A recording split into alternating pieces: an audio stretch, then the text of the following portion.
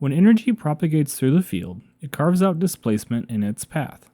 These are called energy tunnels. It's similar to how when sand is pushed with a finger, it forms a trench.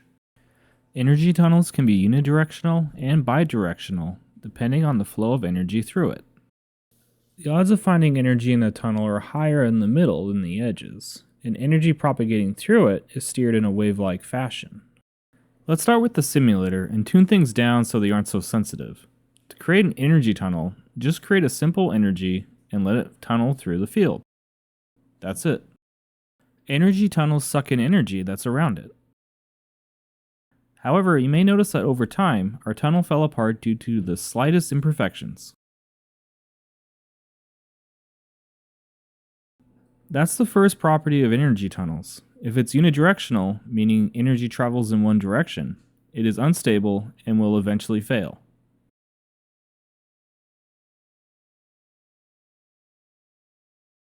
Let's try this again, but with lines of energy going both directions.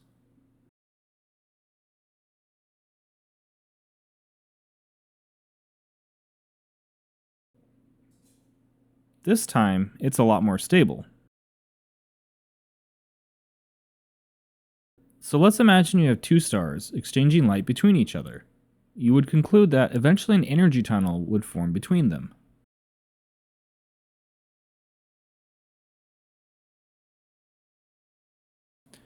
Viewing the cosmic web, we can see evidence of these energy tunnels.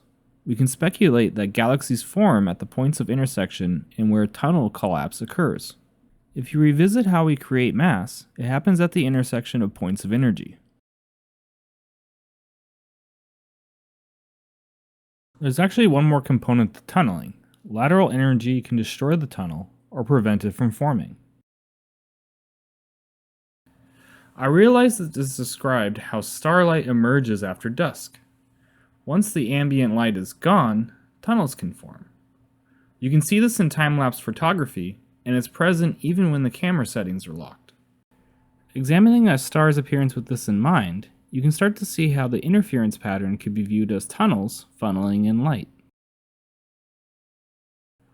For bidirectional tunneling, I looked for evidence in a northern latitude where ice and snow would create reflection. My expectation is that unidirectional energy flow would see fluctuations by having tunnels form and fall apart, and reform again and again. This would create higher peaks and lower lows. In contrast, I expected a bidirectional energy flow created by reflection to be steady. And that's exactly what I found. Here you can see when you filter out clouds by only looking at peak values. They are steadier in the spring when there's more reflection than the fall when the ice has melted. For more elaboration on this, you can look at my earlier videos on tunneling. If tunneling is a real phenomena, as the research suggests, then it would seem like there should be, or perhaps was, an energy tunnel that is between the sun and the earth. After all, the earth is reflective. One question is whether we are observing this effect, but because it wasn't known about, it's being attributed to some other plausible cause.